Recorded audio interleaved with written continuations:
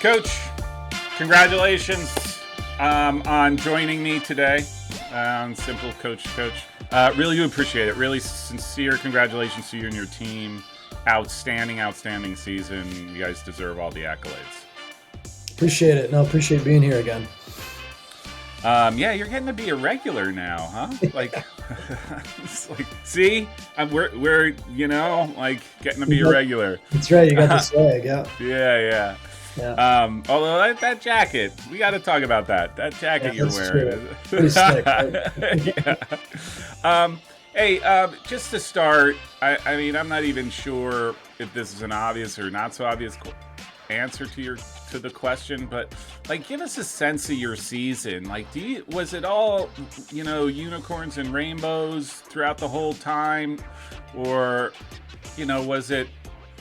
There were times that was a grind.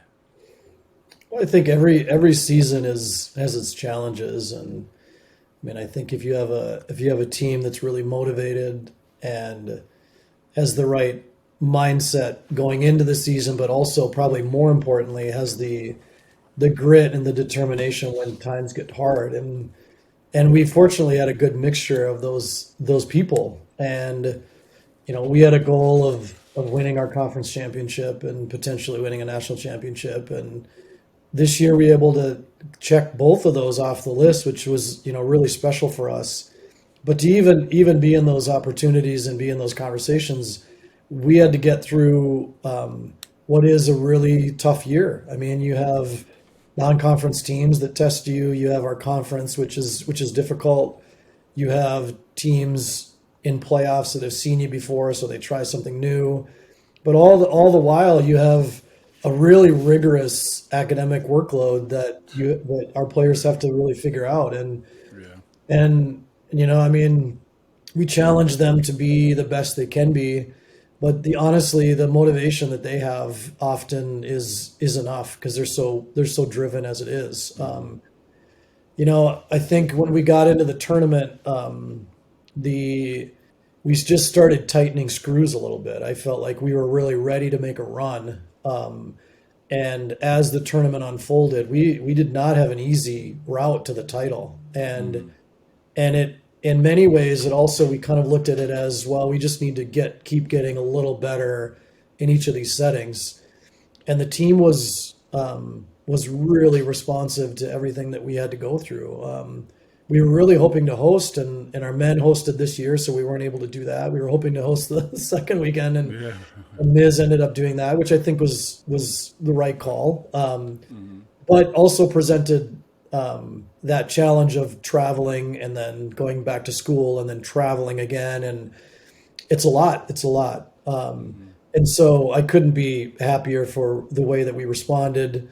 I think within each of the games, we took control of the game first, with the exception of the Williams game, and then in that game had a really great response after the game tipped away. But it's all about how the players respond to those really adverse situations, and we have a really great group, and not just the group that was on the field, but the group supporting them and the group preparing them and the group ready for to jump in if someone is not performing or able to play that game. And so it was, I mean, I think every year is hard. It's hard to do this thing. I said to somebody else, I mean, you can do everything right and still not get this. And so we feel really blessed that everything went, as good as it went. I will say the thing that always amazed me about watching you guys is that you almost had this like steely determination regardless. Like you played as if you had this objective, and it didn't matter what happened. It's the course of the game, you guys just kept going, like, because that was to get the results, which was remarkable to see. And yes, I will say it is not easy under any circumstance to do what you did. Yeah. Right. No, you're right. I think there were a lot of teams that have that kind of determination, and we faced several of those in the tournament and several of those throughout the course of the year. I think our group had that as well. I mean, Yeah. they knew going into games that each team, throughout the whole year would give us different types of Hmm. challenges, and they just didn't take breaks. They didn't take really often when I've coached in the past, even last year, but even at previous places, there's always kind of this middle of the season when you might have to kind of really kind of get them back and Hmm. remind them of you got to stay sharp. I didn't have to do that once this year, and Hmm. it's really because the players were so in tune with what they needed to do. Yeah. Not just the scheme we were giving them, but just to stay sharp and stay focused. Hmm. And I'm glad you saw that because I feel like that was a really important part of what we did this year. Yeah. It was like I said, it was almost like you were steamrolling along. You were just playing a game. You were playing your game, and it was like watch out because there was a case. There were times where it was like, man, you have to be really really good to go up against Hopkins and to get a result, not because your talent or whatever it was. It's just because you would go after the game for 90 minutes, and not a lot of teams, as I'm sure you're like, go after a game for 90 minutes. Yeah. Like they might Well, have 70 minutes in them or 60 minutes and right? yeah. Yeah. And I think certainly determination. I think our depth was pretty critical this year. And when we're able to bring in such quality off the bench that Hmm. not only Yeah. can not only can maintain a level, but actually raise the level up, Hmm. which I think did happen. It happened throughout the year, but it also happened in the tournament where Hmm. some players popped in and just were performing a little bit at a higher level, and not because the players that were on the field prior to them were performing poorly, but the matchup might have been just a little bit more in favor of one person or the other, and Yeah. that really helps keep momentum, through those 90. And this year was different. I mean, we had to think about the game differently. I think we, as in everyone, because we only had 90 minutes, Yeah. and you can't rely on bailing yourself out in overtime, at least in regular Yeah. season. And so we spent quite a bit of time within training and within our conversations on how do we deal with that and how do we sub maybe slightly differently if you have the depth to do that. Hmm. Um, and so that became, I think, kind of our mantra too, is that, I mean, I think you always want to play a full 90, but the full 90 meant a little something different this year. Yeah. Yeah. That's actually a great point. It's no longer like you do. It, that's the OT question, which we'll talk about in a little bit. But Sure. Yeah. um, was there anything about this particular group or any individuals on the team that surprised you that in a good way, bad, well, doesn't matter, but just surprised you that it wasn't some when you sat down at the beginning of the season and you wrote down the roster and you looked at everything and the schedule and they sort of went above and beyond what that expectation of yours was? Yeah, I think the two bookends of the team, which in our case I think are the freshmen and the seniors, which we can talk about grad students later. But I Mm-hmm. mean, the freshmen, there were, a lot of people are talking about our grad students, of course, but Mm-hmm. but we had many of our freshmen played pretty significant minutes, and Mm-hmm. some started, but even beyond that played and really impacted the game that way. And you don't always know if freshmen are able to do that from their Mm-hmm. in their first year, and not only do that in the season, but do it in postseason and do it in the tournament. Yeah. And the go ahead goal in the final was something that we train all the time, but it's something that has to be really intricate. The timing has to be all Mm-hmm. there, and obviously Brooks kind of set up the beginning of it. But Yeah. Maria, one of our freshmen, I mean, she was pinpoint with what she was trying to do there, and Mm-hmm.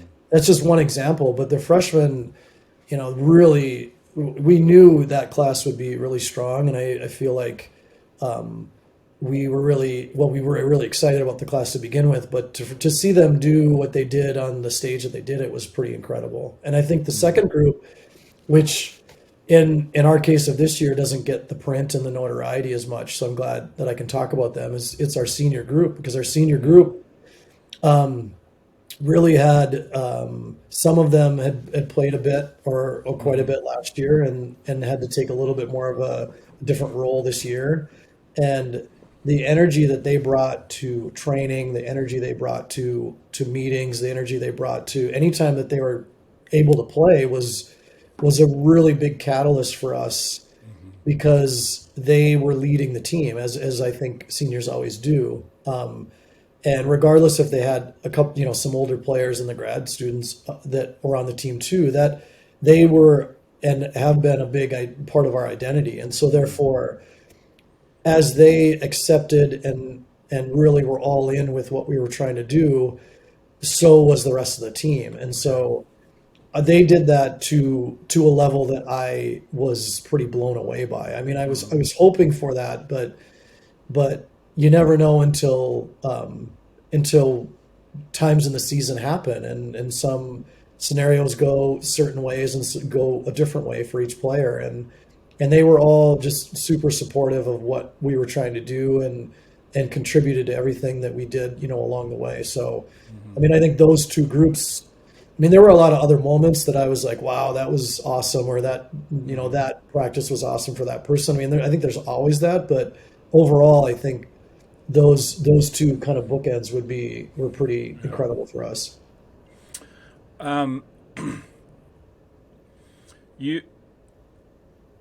This is a boss question, so your boss would ask you. Okay. And obviously, in this context, you're not going to get fired. Doesn't matter your response, Right. right? That's How would you, How would you assess your coaching? Like, yeah. How do you think you did? I know Yeah, I'm in a hot seat. Let me get you some lights. I'll shine in your face. yeah. Tell us what you did. Yeah. Well, I mean, I won't go into the weeds too much because I don't often like talking about myself, but I will say that this season, I've been doing this a while, and I think anytime you are passionate about something and you want to learn how to be better at something, you get better. And I think, in the beginning of my career at Concordia to my time at Christopher Newport to now my time here, I've tried to improve and tried to become a little 1% better each year. And the one thing that was my aside from some of the other things that we did this year, one of my big kind of goals was just to enjoy the time that we have. And in years past, especially during games, I'm a really competitive and sometimes maybe overly intense person, and I found that I wasn't enjoying those moments as much as I should have. And it was a really big intention for me this year to be more thoughtful, quieter, and enjoy the time and the games as they're unfolding. And I really can honestly say I did that. Even the last game, like I couldn't believe. I think part of it was because I was doing it all year, so it was a little easier for me when the games were the final two games, because it's not always that when your last game is. Right. And I really enjoyed the game. I enjoyed figuring out what was going on and trying to help the players, but also not getting too wrapped up in the refs or wrapped up in the emotion of X, Y, or Z. And so I think along those lines, just personally, I improved that part of my experience with the team, which I think ultimately improves the experience of the team too, because I've never wanted to be a distraction, and there were times that I likely was, or I was, and so I've learned now that I'm maybe just getting older, just to enjoy it a bit more as it's happening, and so I feel really good about that, honestly. Yeah, that's a great point about enjoying the moment, because I look back and there were so many times coaching, playing, where I failed to do that because I was just wrapped up in the competitive, all the other stuff, and that's a missed opportunity, right? You don't do this. You're not on this earth to be miserable at doing something you're supposedly enjoying, and it's always best to So, hey, we could get all philosophical on that, but all right. So, who do you think is going to win the World Cup? Oh man, Brazil Told you, looks tough good. questions Yeah, only. Brazil looks pretty good, man. I Yeah. admittedly with well how our weekend busy our week was leading up to our game and busy the Hmm. weekend. I mean, we it was just actually cool. We got to watch the U.S. play as a group because it matched up because it was on Saturday and that was our Hmm. rest day. It was really Yeah. fun. Obviously it didn't go the way we wanted it, Yeah. but I haven't watched as much of the World Cup as I usually would. But Yeah. no, I think Brazil looks really sharp, and we'll see where that all plays out. But and they've got Yeah. it. I think some good matchups that way. But if I could predict Okay. that, I might want to change careers again. Yeah, next thing you know, you'll be on one of those DraftKings Yeah, right, videos right, on exactly. Twitter or something. Yeah, All right, so I do want to ask you just about the overtime changes, and you had two ties, so I don't know.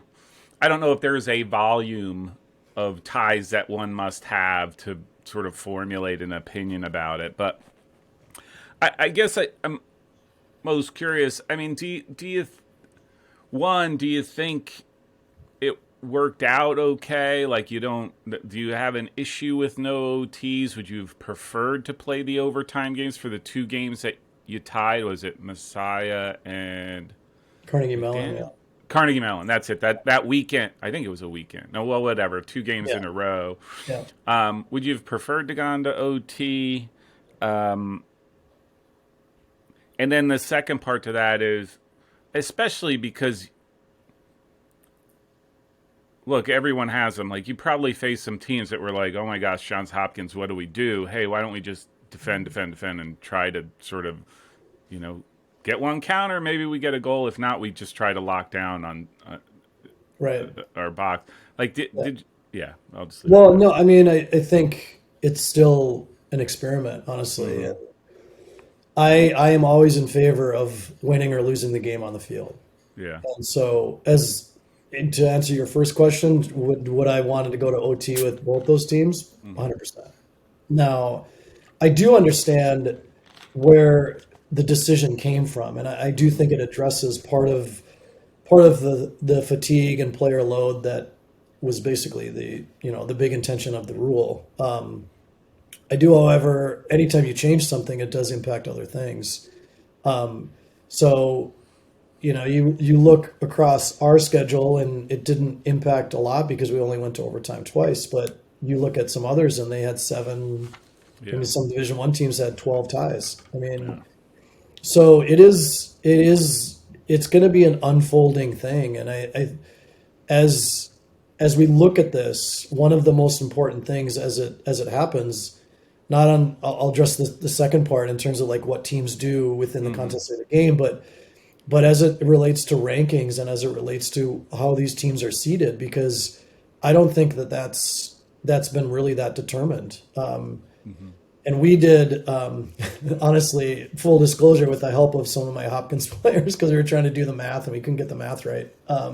We're trying to figure out what does a tie even mean. Yeah. And statistically, a tie means that you get half of a win and half of a loss. Mm-hmm. That's statistically what it means. But anytime our regional advisory committee meets, they have to determine not only statistically, okay, what's your win loss, what's your SOS, what's your ranked wins, and all those things, which is part of it. But then, where does that conversation go as it relates to ties? Yeah. And so then subjectivity comes in, and each of those committees could be slightly different than the others. Obviously, the national committee is overseeing that, and I wasn't privy to those conversations exactly how does someone talk about a tie, but I do know I've been on the regional advisory committee before, and people even then were talking differently about ties compared to someone else that was talking about ties. Mm-hmm. So you bring in what you feel a tie means compared to what the Yeah. tie means statistically, and I think that's why it's still being written. Like, how are we deciding which of these teams is better? And I think the more ties in the mix, the more confusing it can be. Yeah. Now, so time will tell. Time will tell what kind of other strategies NCAA will maybe use, and how that affects a little bit of what they're going to do with ranking. So there's that. That's that. We could spend an hour on that, so I won't go into that anymore. But one of my concerns was exactly what you said with your second part of your question is will teams use this as a way to maybe make the game to slow the game maybe down too much. Yeah. And what we found this year is that teams would give us a different look. We certainly had teams that sat in against us. That part's pretty normal. Like I don't have issue with that because I've been on the other side of that, and I get why teams are doing that. So there's really nothing wrong with that. I mean, for us, we ended up scoring a lot. So those situations were unlocked by us scoring goals. Now Yeah, that may yeah. not happen in the future years. So we didn't get into a situation this year anyway where the game remains so tight against one of those teams that here we are the 70th minute and they're sitting deeper and deeper and deeper. That didn't happen to us this year. So I'll have to reserve my opinion on that until it happens to us because we were able to score within those moments and kind of make teams come out of their shell a little more and or kind of put the game away a little bit. I one thing it did challenge us those games was just the ability to keep the ball and work through the lines in very different situations. And last time we talked a year ago, one of the things that we talked about was that we were our program was kind of growing into that style. And we were able to produce some of that level, but then not the next moment, and could be half to half. This year, the consistency of our passing and our percentages and our ability to work through the lines and really unbalance teams was a pretty significant step up, in my opinion. And I think our stats kind of show that, not just the goals, but otherwise. So maybe in combination with teams saying like, okay, we got to hold them at bay for a little less time, so let's sit in. It also presented kind of an opportunity for us to really work on those kind of nuances of our game, which was really kind of fun in many ways. I mean, you can say fun now because we won the games, but we'll see in a year after if there's games that don't go our way. But so I guess overall the OT thing, the curious thing is that so they make the OT change, and then in playoffs in the tournament, the OT it went away from golden goal. Had that additional change not been met, we wouldn't be national champs. So because Williams scored on us first. So I think the idea of pairing a 90-minute, but then pairing that with a full overtime, that philosophically makes sense to me because I think like that game and games in the tournament should be played as to the full extent that they can be played. I mean, you get both teams there, and let's see who's standing at the end of this, the second overtime. So I would hate to say, whether we were on the receiving end or not of it, is you get into the first minute of overtime and it's a golden goal and the game's over. I mean, we've played that before, but with the new change, I really did like that. I like that that you gave the game to be won or lost in this period of time. All things being equal, players being equal, I will say, having the games that I watched, I thought your ability to get through teams, not so much athletically, but with the ball. So making the right passes at the right times to players who are making the right runs into the right spaces. That to me was the big difference between you and just about anybody I watched you play. I appreciate that. I think that's we reevaluated some things last year and started to challenge our style a little bit. We also knew what kind of players we had coming in. At the time, this time last year, we didn't know what the grad kids were, but we knew what our freshmen were, and we felt like we could really push the envelope of what possession play really means. Because to me, having the ball compared to unbalancing teams are two different things. And And fortunately, we have enough weapons in the attack where there's a result to it. So Yeah. you unbalance a team, but then you actually get a scoring chance, you get a Yeah. goal, or whatever, because that always people connect those things a little bit better as Yeah. opposed to, and us too as coaches, like you unbalance a team, but you don't get in, like there's no result to it. So Yeah. that final moment of quality in the attacking third was necessary. Noticeable. Noticeable, Noticeable. Yeah. and multiple people, and we had really legitimate threat from probably four or five Yeah. people that score, Well, and on some days more than that. anytime you manage to get the ball into, let's say, 20 yards and in, doesn't have to result in a goal. You always felt danger. So if I'm a defender, I'm sweating already just because you're here, not let Yeah, alone in how you got there, and largely in possession. Right? It's never a case of you playing chaos. Hey, let's launch the ball. It was yeah, always you got there with intention, and which is the most unnerving thing because as a defender, right, I can't just go ahead and clear it. No, you have possession, you have people making runs. I thought that was like the biggest, like I said, the difference maker. yeah. And I think that's the difference maker with anyone that wins, is Yeah, what the quality, because there's a lot of teams that are really good 18 to 18, yeah, but the quality inside the 18 on yeah, both ends is where you see teams that really win bigger games. yeah, Unfortunately, we yeah, had the squad to do it this year, but there are other teams that had that quality too. yeah, But I think our defensively we were just so good all yeah, year, and yeah, Case presented some really curious solutions or problems that we had to find solutions to, and there were some hectic moments that would have been maybe more hectic had our defenders not been so good in those little areas too. Um, I was going to say something that I thought was going to be, break the internet, but I forgot it already. Hey, oh yeah, I was going to say, yeah, and I have it as one of the questions when we talk about when we get more about into the season, right? Like, yeah, you scored a lot of goals, 99 the last time I checked.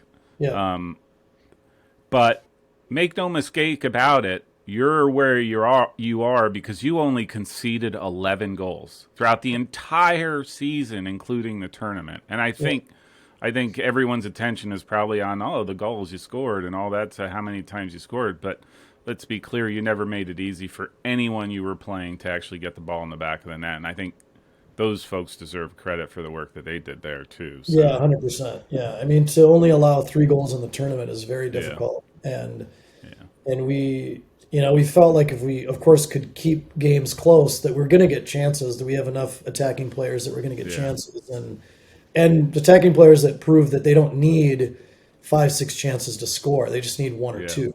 yeah, And that was really the difference in our attack later in the year, as it started to become really refined and even more dangerous, because you look at a lot of those other 4-0 wins and 5-0 wins, we're mm-hmm. putting up 25 to 35 Or shots, and shots, yeah, in some of those games, honestly, a lot of those shots were not on frame, and so yeah, we had to fine tune the yeah, machine a little bit, because we knew that we weren't going to get that number of shots. yeah, For us to put up 20 some shots against Masai and 20 against a Case was a little surprising to me that we could put up that number. mm-hmm.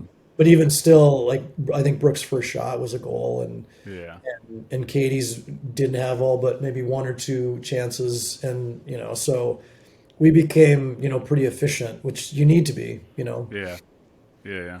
Oh, the thing that was going to break the internet, and this is what I've been saying and why I enjoyed watching you all throughout the season. I always say, like,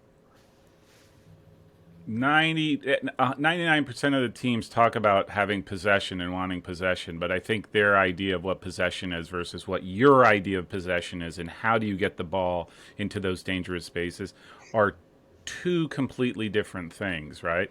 Everyone has no problem going east to west and the ball in the back. Everybody does it, Yeah, right? The hard part ends up being is how do you make that ball move in a way that, like you said, unbalances the other team, and then you get it into the dangerous spots at the right time to create that that type of action, that type of activity. And there's only a handful of teams, women's side and men's teams, that I think do it so effectively, and that's why I think they're the top, one of the top five, the top Yeah, five teams in the country. sure. To me, it's really visible because it is that. Hey, I can knock it around out back, but I can't get you into the midfield because we lose it, or we just right. Like anyhow, Yeah, uh, yeah. let me ask. I talked about this with Coach Brandon Bianco, the head men's coach at Denison, and he's on the rules committee, some rules committee for the Division III. And I'd been floating around this thought that I'm like, you know what? I get the whole OT thing. Don't get me wrong. I'm not. I understand it. I understand why and the health of the players. And then I said, you want to really worry about the health of the players. Why don't you just extend the season by a week, right? Like either on the front end, the back end, stretch it, right? Like my idea was, I don't care what the number is, but you just have to find an ability to stretch out the season so that maybe you could take two of these midweek games and put them on a weekend, or right, you buy yourself a little bit more time to rest. And Yes. so he's apparently there's something being worked around that talks about that, about matching what the football programs get. You come in a week earlier, this tournament starts like a week later, or yeah, however that works. But you basically, it's like 12 days. You get 6 on the front end, 6 on the back end. I wonder, do you have any thoughts? And I rambled it off to you, so I totally get if you don't. But would you have any thoughts to that about if would it be something that you think would be really valuable, is if you had that little bit of extra time to again stretch out your season a little bit, get your players a little bit longer, and yeah. Yeah, it 100%. I mean, and that was part of the conversation with when the decision of overtime was even being considered, is that what are the other ways to do this? If we're talking about player load and we're talking about fatigue and we're talking about injury and well-being, how else can you do that? And it's a simple answer of it's simple to a degree that you lengthen the season, or you allow you make your maximums or your minimums for games fewer, because we played too many games in too short amount of time. Yeah. And so they changed part of it to address that. But yeah, I mean, if we had more time for preseason, especially now with the restrictions of acclimatization are difficult. Like fitness tests are almost non-existent these days, Yeah. and there's some value to that, but there's also an inherent like risk of the players not coming. They're coming in even less prepared. We were fortunate that our players didn't, and they really took that stuff seriously. But Mm-hmm. you can't really do all the things that you used to be able to do.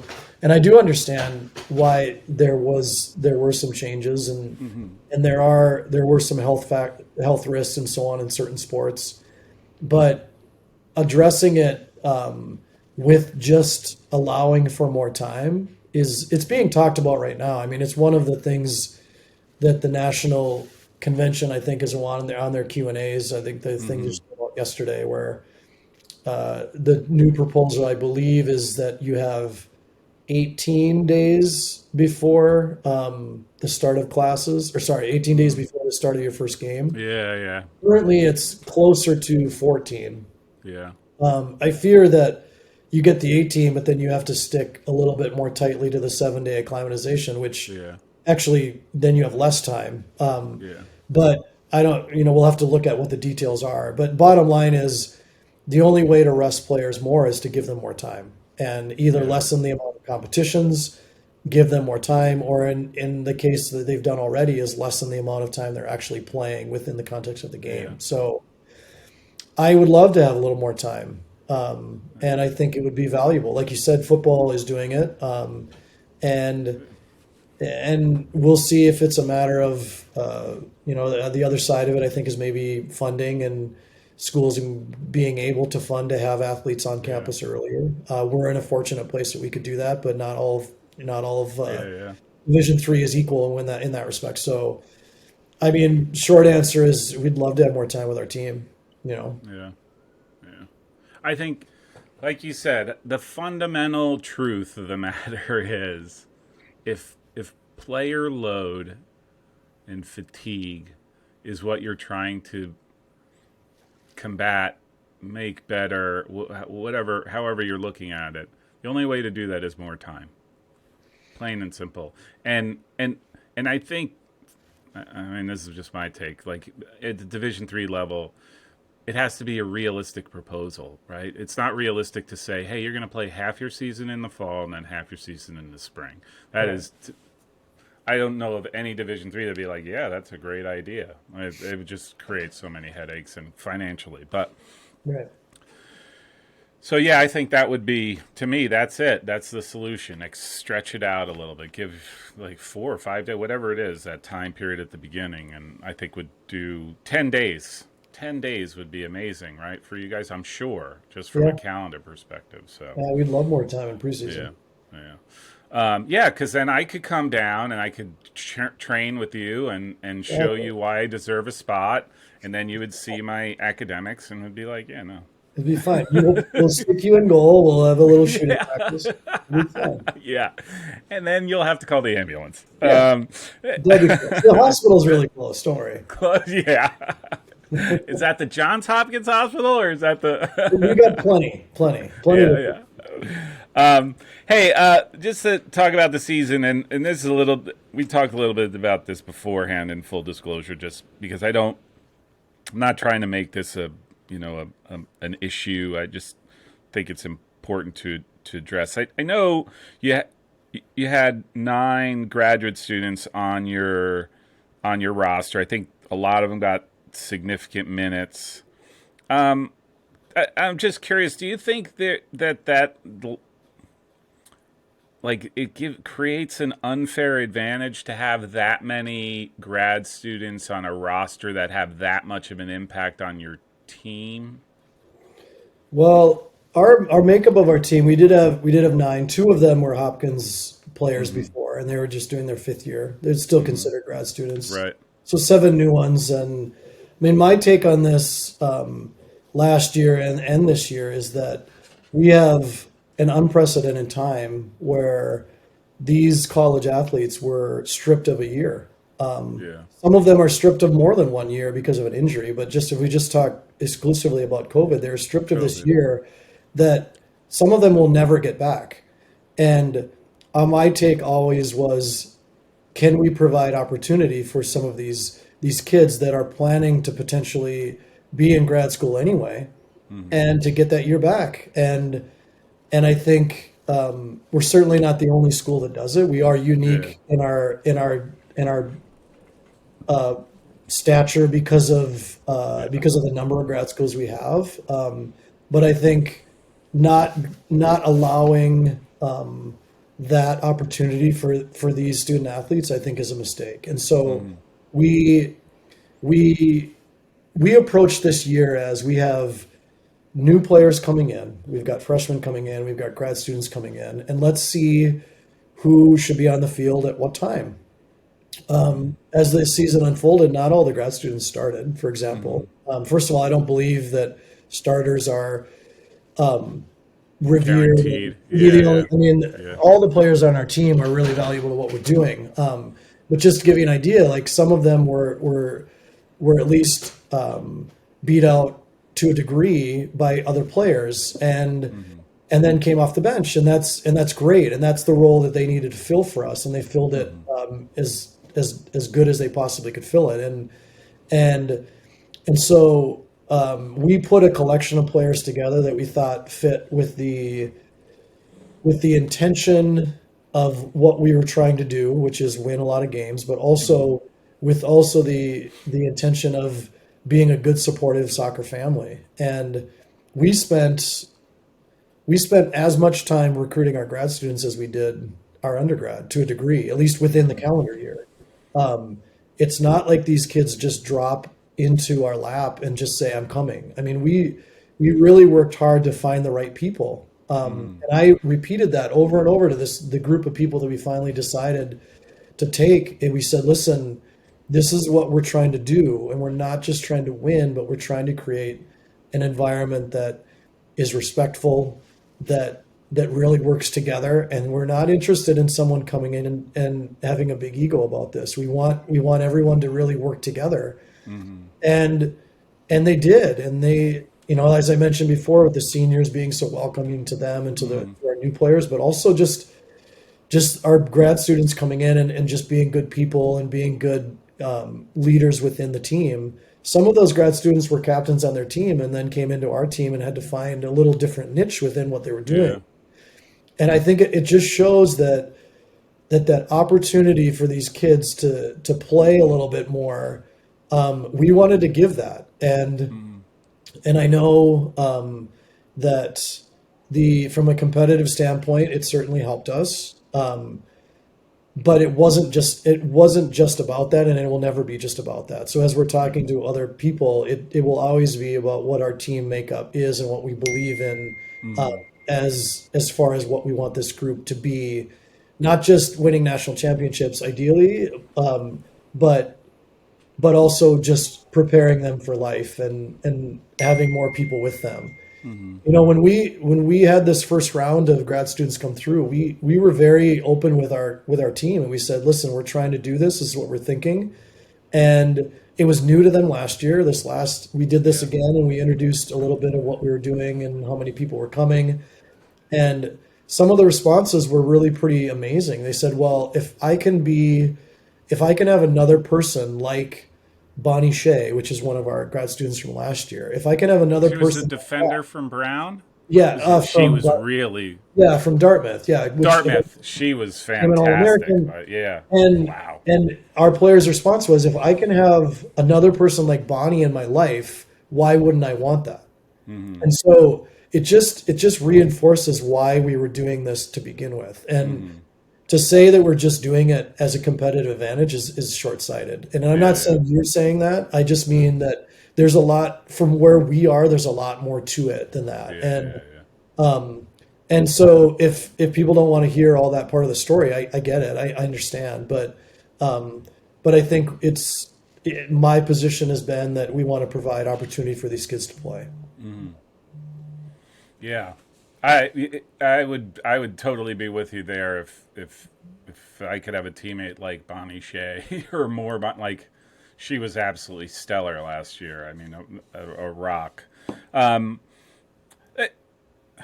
that, and you don't have to touch on it or go into a lot of detail, but like how do you manage that internally? At some point the rubber hits the road, right? Like. Possibility of the grad student steps in, hey, you've taken my spot, what I thought was mine, and how do you deal with that, or is it such that the way you've sort of set up your program and the culture around your team, like, and everybody starts at zero on day one, and you prove yourself day in and day out to make sure you're worth that spot? Right, which I think probably two different dynamics, right? Totally. Well, kind of. They're pretty intertwined too. I think for us, we knew with a larger volume of grad students that we would have to navigate that exact situation. And if our players have connection to us, and if our players really trust us, and if we're really willing to make sure that we have conversations, intimate conversations, small group conversations, whatever it is, that really are honest and that are as transparent as possible, then we felt like we had a group of people that would buy into this and would allow us to do this. Like I mentioned, this is not something we just threw on them. This is something that we wanted them to be at least part of the process. So they knew, like, even before preseason started, here are some of these people, and here's what this is all about. Because we wanted the group to really be supporting each other, regardless of what decision we made about who was playing and who was playing here and all that stuff. But just to know that, will this player help us to be a better team? And how do I engage in that too. There's no doubt that I think it's challenging all the time. I think it's challenging Oh anytime yeah, you have players come in that may take some time from other players. yeah. We had more of that, so it was you could argue we had more of a challenge, but it depends who you compare us to. I Mm-hmm. think anytime you are are changing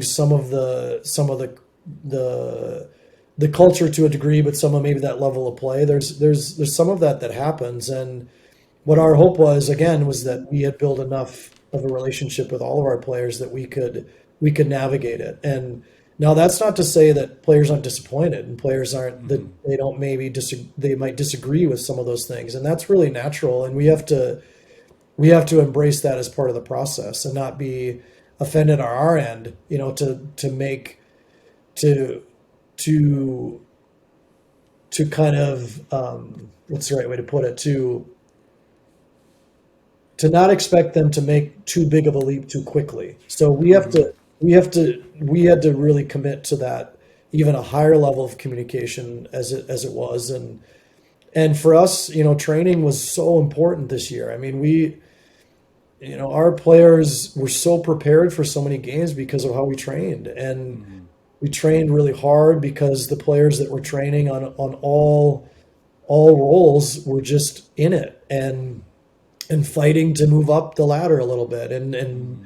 And then when we were scheming, really giving us a great scheme and really preparing us, because you look at the regular season. The end of the regular season, I don't know that we allowed a goal for outside of the McDaniel game. I think we allowed one goal in the course of, I don't know, like 9 or 10 games. And Mm-hmm. so, how do Yeah. you keep a defense sharp that's not allowing any goals and sometimes not having that many chances against them? Well, you have to have training sessions where they're failing a little bit, and the only way they fail is if the players against them are into it. And so Yeah.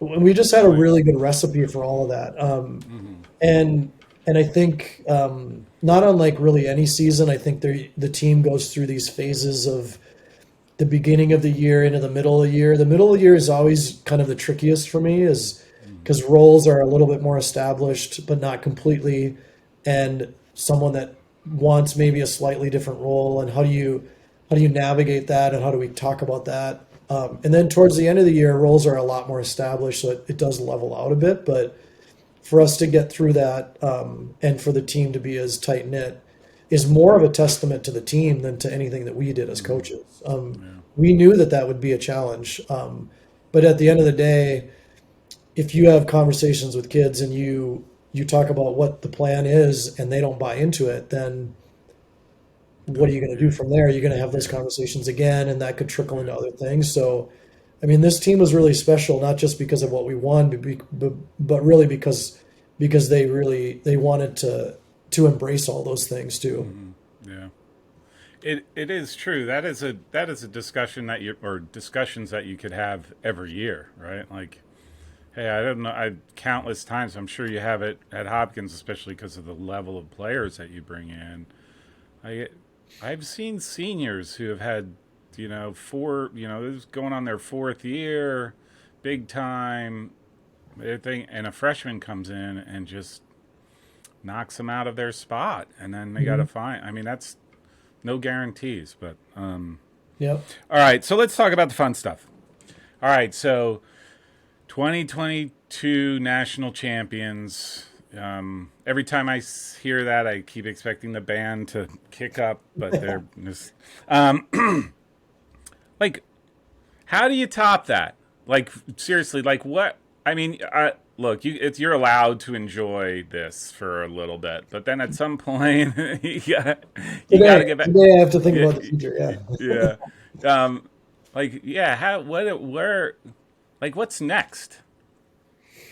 Well, I mean, it is kind of funny though, because I mean, literally 1 minute after the game. Well, not 1 minute after the game. I shouldn't say literally, because it was after maybe an hour after the game when I was Mm. talking to parents and supporters. They're like, "Now what are you going to do next?" I'm like, "We're going to celebrate, so just take it easy." Um, well, I mean, Justifiably so. yeah, and I Yeah, think we're certainly still in that phase, but yeah. at the same time, we're preparing what the team's going to look like next year. I mean, Mm-hmm. we're very fortunate to get the amount of interest that we've had in the past, and that interest has even grown now. Mm-hmm.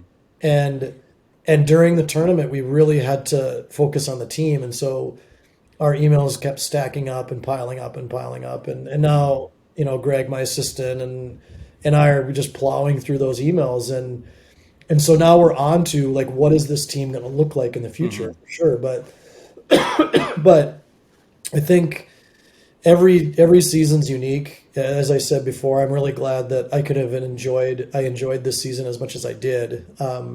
And that's really what's next. I need to, me personally, and I need to carry that forward. I need to make sure that we're doing things as closely as we did this year. I mean, there's always, Mm-hmm. every season's quite a little bit different, but I want to feel this way next year, not just with I mean, maybe a national championship, but I just want to feel at the end of the year when we're done It that was awesome. Yeah. that the season was fun, and that the Yeah. season was, and that I didn't get too in the way, and that we gave everything we could, and we made mistakes along the way. And this is we as in coaches and Yeah. players, and that's all we can really ask of each other, and to give our full effort. I mean, our full effort is challenging, and so if that leads us to another national championship, great. And I can say this sincerely. This sounds, now that we've won it, like, okay, well, maybe we'll win it again. It'll be fine. I felt that way before, and I am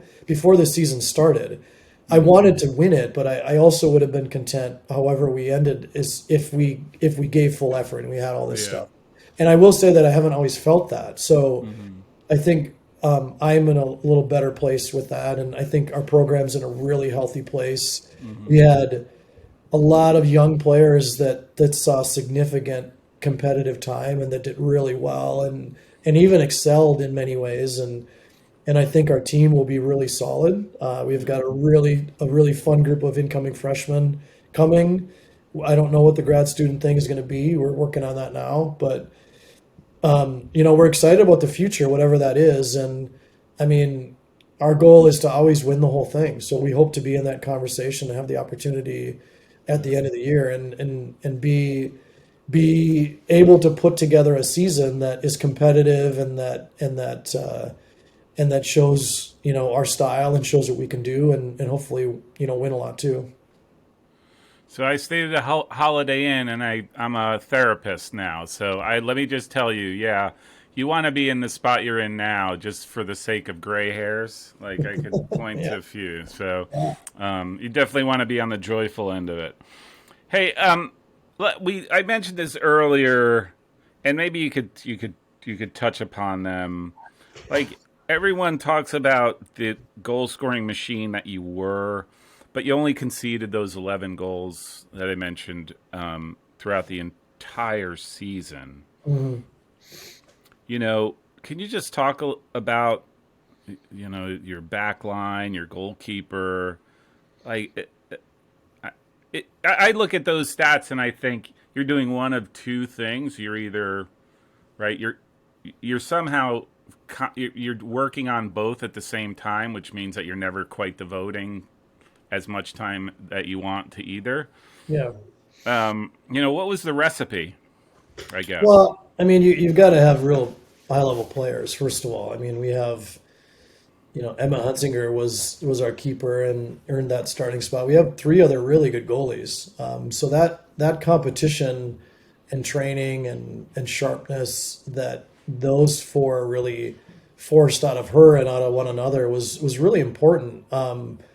Not just within the battle of who was going to play, but also within when we played games, 4-goal games of any kind, 2v2, 3v3, 5v5, whatever it was, they're not easy to score on. So it's one of those that it you get reciprocal reciprocity from that, which is that the attacker gets something more because it's harder for them to do what they're trying to do, and the goalkeeper is getting fine-tuned too. So our goalies were awesome all year, and training for us was huge to keep everyone sharp. The back four, we've got a lot of really great defenders, and Laurel Buck. So she came back for another year. She only played. She studied internationally last year, so she played 5 games and then went on an international trip, which is a little bit kind of a weird year last year. But then devoted this entire season to us. So, but she's in a grad program that actually is housed in DC. So she ends up traveling back and forth from DC like twice a week, and so that commitment level for her was really high. And I mean, I think that Laurel is probably the best marking back in the country. She happens to play center back, but anytime she's faced up straight up against someone, I don't know that she lost many of those battles. And the other thing about her is that her game was predicated previously on power and strength and just shutting things down. We really needed her to be thoughtful on the ball, and that was a massive improvement for her over the course of the year. Like for us, because of those teams that sat in particularly, like she had to really become more comfortable in those situations because all of our attacks started through our center backs in those games. And then her partner was Annie Esfording, which is one of our freshmen, and Annie was, one of those that hit the ground running right away. I mean, she's athletic, tall, and just totally geared for our system. I mean, we love the type of things that she can do on the ball, and even in the final, you saw her break out a couple times with the dribble.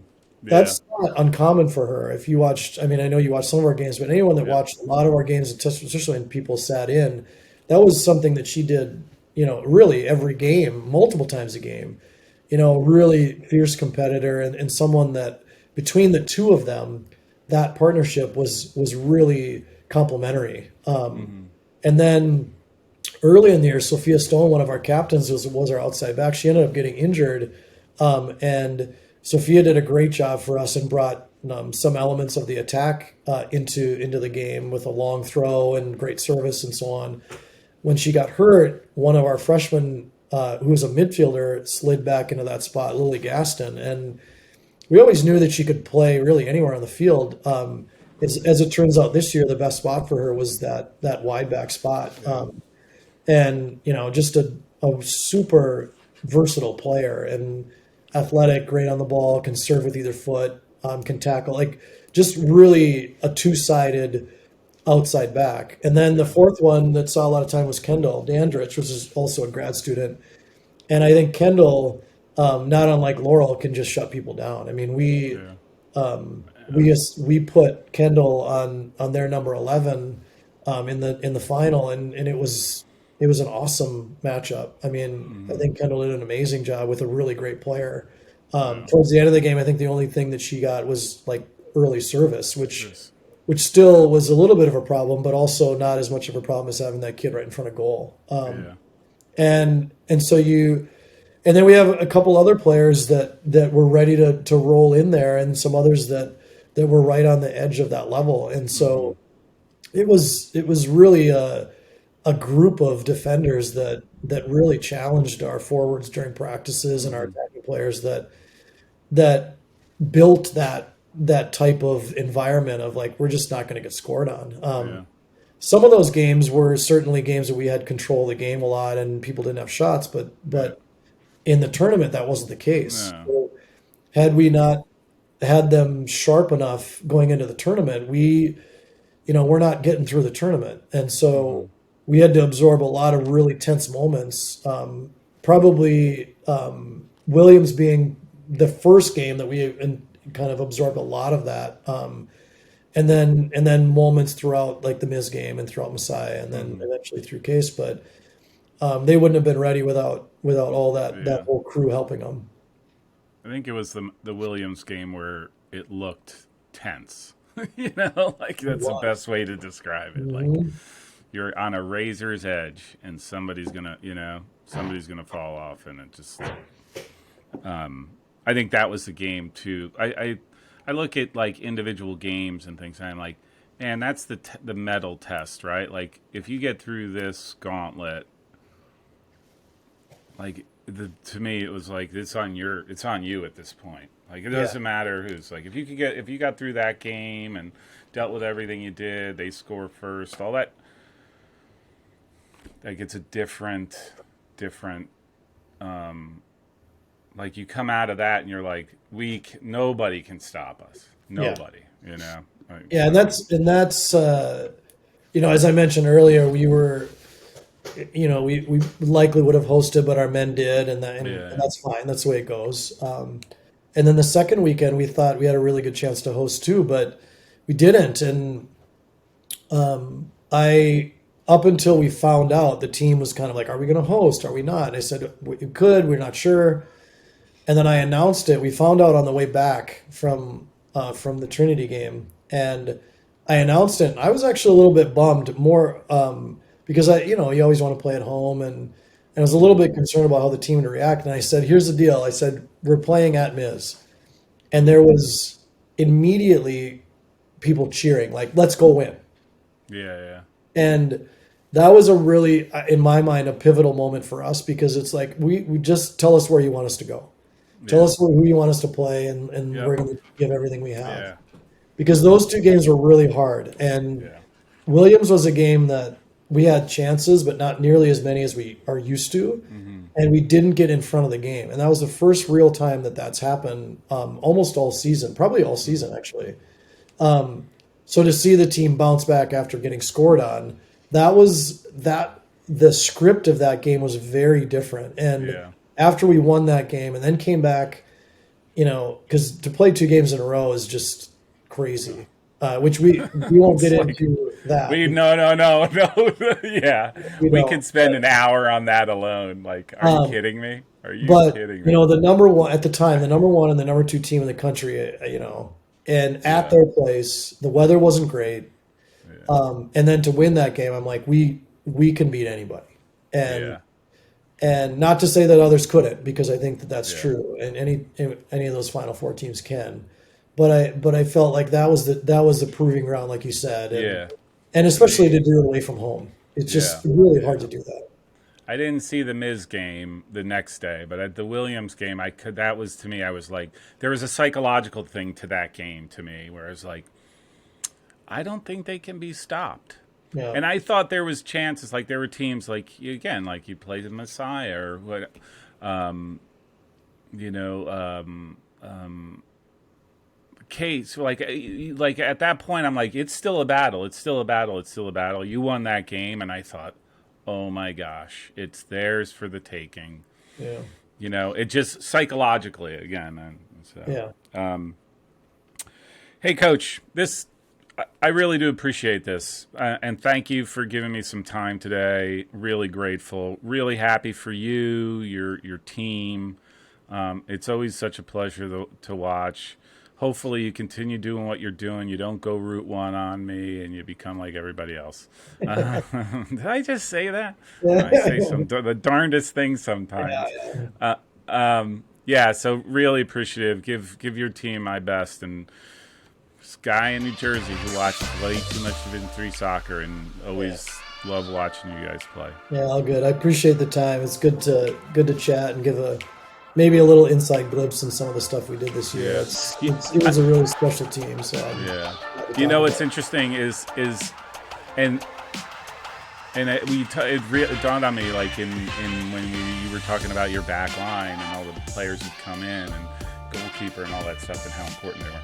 And I'm like, no, I never thought that. You know what I mean? I was like back four, right? And you got a goalkeeper. And so to hear all the detail really is really, really interesting. For sure. Realize that. So, all right. So preseason, August, whatever date, you tell me when to report and I'll be there in goal.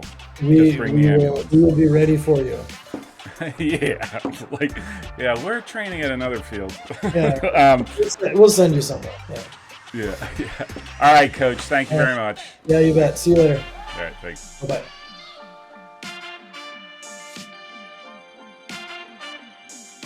If you like this show, make sure you subscribe so you don't miss future episodes. can also find me on anti-social media on Facebook, Twitter, and Instagram. Thanks. This is a message from my Chief Marketing Officer. I think this keeps him happy.